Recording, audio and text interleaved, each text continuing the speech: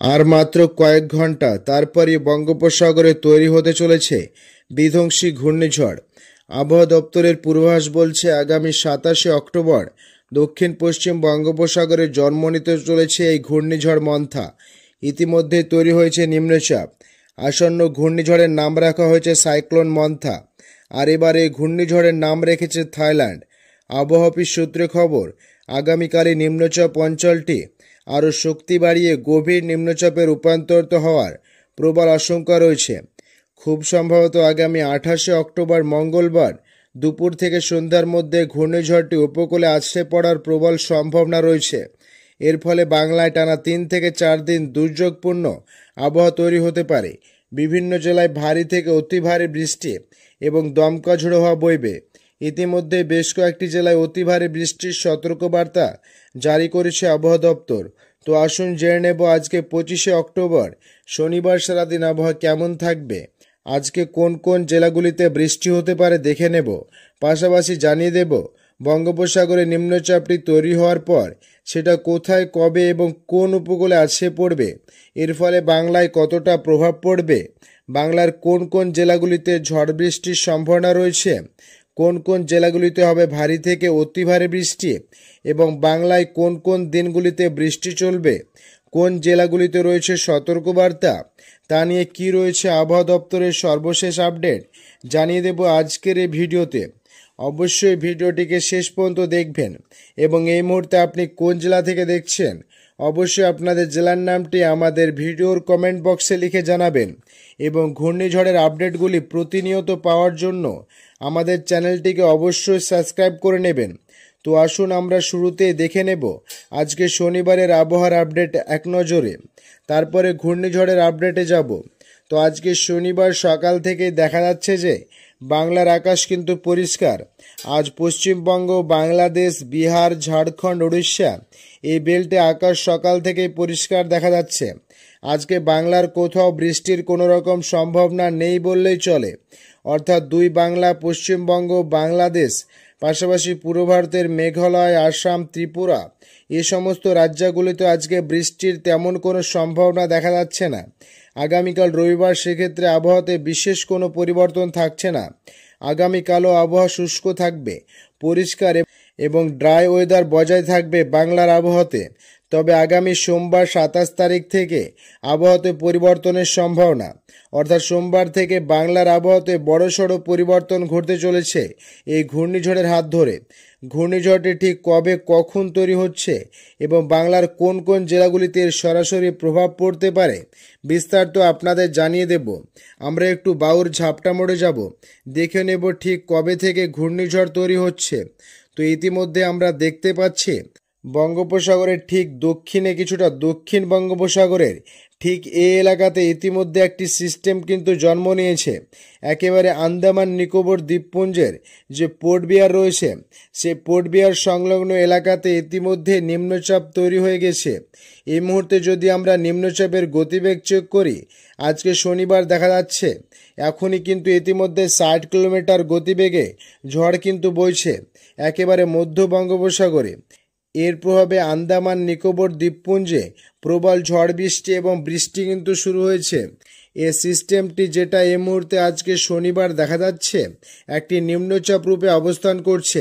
এই সিস্টেমটি আগামী 24 ঘন্টায় আরও শক্তি বাড়াবে। দ্রুত শক্তি বাড়িয়ে প্রথমে গভীর নিম্নচাপ, তারপর অতি গভীর নিম্নচাপে পরিণত হবে এবং সর্বশেষ পর্যায়ে সর্বোচ্চ ক্ষমতায় গিয়ে একটি ঘূর্ণিঝড়ে রূপান্তর হওয়ার আশঙ্কা রয়েছে। ঘূর্ণিঝড়টি উপকূলে আছড়ে পড়ার সময় এর সর্বোচ্চ গতিবেগ থাকতে পারে ঘন্টায় 100 থেকে 110 কিলোমিটার পর্যন্ত। ফলে বুঝতেই পারছেন উপকূলবর্তী এলাকাগুলিতে ব্যাপক ঝড় বৃষ্টি এবং দুর্যোগপূর্ণ আবহাওয়া তৈরি হবে। বিভিন্ন এলাকায় কিন্তু ক্ষয়ক্ষতির আশঙ্কাও রয়েছে। তো দেখে নেব ঠিক কবে, কোন সময় ঘূর্ণিঝড়টি আছড়ে পড়তে পারে। আজকে শনিবার সিস্টেমটি ধীরে ধীরে শক্তি বৃদ্ধি করতে করতে পশ্চিম দিকে এগিয়ে আসছে, অর্থাৎ কিছুটা পশ্চিম, কিছুটা উত্তর পশ্চিম দিকে এগিয়ে যাচ্ছে। এই মুহূর্তে যেটা ECMWF ওয়েদার মডেল বলছে, সিস্টেমটি এই মুহূর্তে অন্ধ্রপ্রদেশের উপকূলের দিকে এগোচ্ছে। এই মুহূর্তে কিন্তু অন্ধ্রপ্রদেশ অর্থাৎ দক্ষিণ ভারতের যে অন্ধ্রপ্রদেশ এবং বিজয়বাড়া রয়েছে অন্ধ্রপ্রদেশের বিজয়, এই ঠিক সেই দিকে ঘূর্ণিঝড়ের অভিমুখ রয়েছে। যদিও সরাসরি বাংলার দিকে এই মুহূর্তে এগিয়ে আসার তেমন কোনো সম্ভাবনা নেই, তবে উপকূলে আছড়ে পড়ার পর এর গতিবেগ পরিবর্তন করে বাংলার দিকে সরাসরি এগিয়ে আসার সম্ভাবনা রয়েছে, এমনটা জানা যাচ্ছে ECMWF ওয়েদার মডেল থেকে। তো দেখব ঠিক কবে কখন বাংলার দিকে এগিয়ে আসছে। তো আজকে কিন্তু সিস্টেমটি দ্রুত শক্তি বৃদ্ধি করে আগামীকাল 26 তারিখ রবিবার সিস্টেমটি গভীর নিম্নচাপে রূপান্তরিত হবে এবং নিম্নচাপটি নিম্নচাপে পরিণত হওয়ার পর এটা কিন্তু আরও শক্তি বৃদ্ধি করে আগামী 27 তারিখ সোমবারের মধ্যে ঘূর্ণিঝড়ে রূপান্তরিত হয়ে যাওয়ার প্রবল আশঙ্কা। আগামী 27 অক্টোবর সোমবার সিস্টেমটি ঘন্টায় সর্বোচ্চ গতিবেগ মোটামুটি দেখা যাচ্ছে 80 থেকে 90 কিলোমিটারের মধ্যে। তার অ্যাচিভমেন্ট অর্থাৎ যে ঝাপটা মোড়ে গতিবেগ সেটা কিন্তু 80 থেকে 90 কিলোমিটার পর্যন্ত, এর বাউর ঝাপটা মোড়ে সেটা কিন্তু অ্যাচিভমেন্ট হয়ে যাচ্ছে 80 কিলোমিটার। ফলে বুঝতে পারছেন কতটা শক্তিশালী হতে চলেছে এই সিস্টেমটি। মোটামুটি 28 তারিখ দুপুর থেকে সন্ধ্যার মধ্যে সিস্টেম অন্ধ্রপ্রদেশের বিশাখাপত্তনম এবং সংলগ্ন যে বিজয়বাড়া উপকূলবর্তী এলাকা রয়েছে সেই এলাকার কোনো একটি উপকূলে বা উপকূলের এই জায়গার মধ্যে কিন্তু সিস্টেমটি আছড়ে পড়ার প্রবল সম্ভাবনা রয়েছে। 28 তারিখ মঙ্গলবার দুপুর থেকে সন্ধ্যার মধ্যে ঘূর্ণিঝড় মন্থা সেটা কিন্তু অন্ধ্রপ্রদেশের উপকূলবর্তী এলাকা বিজয় থেকে বিশাখাপত্তনমের মধ্যে কোনো একটি জায়গায় সরাসরি ল্যান্ডফল করবে বা আছড়ে পড়ার প্রবল সম্ভাবনা। যখন উপকূলে আছড়ে পড়বে তখন এর সর্বোচ্চ গতিবেগ থাকবে হচ্ছে ঘন্টায় 100 থেকে 110 কিলোমিটার পর্যন্ত হতে পারে। যদিও দেখা যাচ্ছে ঘূর্ণিঝড়টি উপকূলে আছড়ে পড়া কিছুটা মুহূর্তে সামান্য শক্তি ক্ষয় করতে থাকবে, ফলে শক্তি কিছুটা ক্ষয়ে গিয়ে 90 থেকে 100 কিলোমিটারের মধ্যে সিস্টেমটি উপকূলে আছড়ে পড়ার সম্ভাবনা। ফলে উপকূলবর্তী এলাকাগুলিতে ব্যাপক ক্ষয়ক্ষতির আশঙ্কা থাকছে। দমকা ঝোড়ো হয় এবং ভারী বৃষ্টি শুরু হয়ে যাবে। তবে এর প্রত্যক্ষ প্রভাব পড়বে কিছুটা উড়িষ্যা, দক্ষিণ উড়িষ্যা এবং অন্ধ্রপ্রদেশ উপকূলবর্তী এলাকায়। তবে বাংলায় যেহেতু সরাসরি আটক করছে না, ফলে এর প্রত্যক্ষ প্রভাব না পড়লেও এর পরোক্ষ প্রভাবে আগামী 27 তারিখ রাত থেকেই বৃষ্টি শুরু হয়ে যাবে। আগামী 27 তারিখ রাত থেকেই বাংলার আবহাওয়াতে কিন্তু পরিবর্তন শুরু হয়ে যাবে। আমরা একটু বৃষ্টি বজ্র মোডে আপনাদের দেখাবার চেষ্টা করব বাংলাতে কবে থেকে বৃষ্টি শুরু হচ্ছে, এই ঘূর্ণিঝড়ের প্রভাবে কোন কোন দিনগুলিতে বৃষ্টি হবে, কোথায় কেমন বৃষ্টি হবে। আসুন একটু বৃষ্টি বজ্র মোডে আপনাদের দেখাবো বাংলার আবহাওয়ার পরিস্থিতি। তো ঘূর্ণিঝড়টি যখন উপকূলে আছড়ে পড়বে আগামী 28 তারিখ, সেই দিন থেকেই কিন্তু যদিও 27 তারিখ রাত থেকে উপকূলবর্তী এলাকাগুলিতে বৃষ্টি ঢুকে পড়বে। বিশেষ করে পশ্চিমবঙ্গের মেদিনীপুর জেলাতে প্রথম বৃষ্টি শুরু হবে। পরবর্তীতে দক্ষিণ 24 পরগনা, উত্তর 24 পরগনা, কলকাতা, হাওড়া, হুগলি, ঝাড়গ্রাম এই জেলাগুলিতে বৃষ্টি কিন্তু পৌঁছে যাবে 28 তারিখ সকালের মধ্যে। অর্থাৎ সোমবার 27 অক্টোবর রাত থেকে মঙ্গলবার সকালের মধ্যে উপকূলবর্তী জেলাগুলিতে বৃষ্টি কিন্তু শুরু হয়ে যাবে। সঙ্গে দমকা ঝোড়ো হওয়া বইতে থাকবে।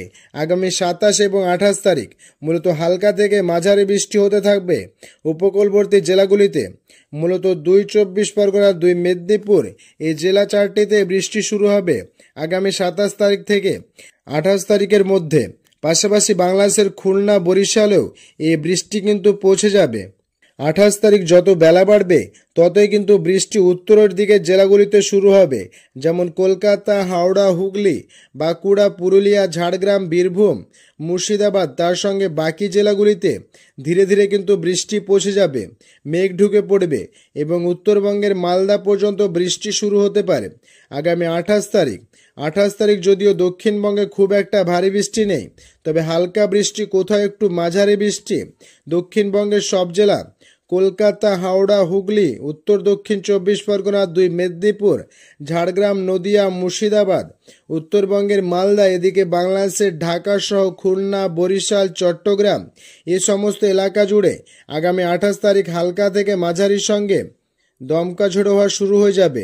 পাশাপাশি বিহার, ঝাড়খণ্ড, উড়িষ্যাতে তো বৃষ্টি রয়েছে। 29 তারিখ সেদিনও কিন্তু বৃষ্টি রয়েছে কলকাতা, হাওড়া, হুগলি, 24 পরগনা, মেদিনীপুর, ঝাড়গ্রাম, বাঁকুড়া, পুরুলিয়া, বীরভূম, মুর্শিদাবাদ, 2 বর্ধমান সব জেলাতে বৃষ্টি হবে। তবে 29 তারিখ বৃষ্টি বাড়বে। উত্তরবঙ্গের জেলাগুলিতে ভারী বৃষ্টি হতে পারে। মালদা, দিনাজপুর, আলিপুরদুয়ার, কোচবিহার, জলপাইগুড়ি, বাংলাদেশের রংপুরে ভারী থেকে অতি ভারী বৃষ্টি। আগামী 30, 31 এবং 1 তারিখে 3 দিন উত্তরবঙ্গের জেলাগুলিতে ভারী থেকে অতি ভারী বৃষ্টি হবে। তার মূল কারণ ঘূর্ণিঝড়টি অন্ধ্রপ্রদেশ উপকূলে আছড়ে পড়লেও পরবর্তী সিস্টেমটি ছত্তিশগড় পেরিয়ে সেটা বিহার, ঝাড়খণ্ড পেরিয়ে সরাসরি উত্তরবঙ্গে এসে আটক করার সম্ভাবনা রয়েছে। প্রথমে বঙ্গোপসাগর থেকে অন্ধ্রপ্রদেশ উপকূলে আছড়ে পড়বে।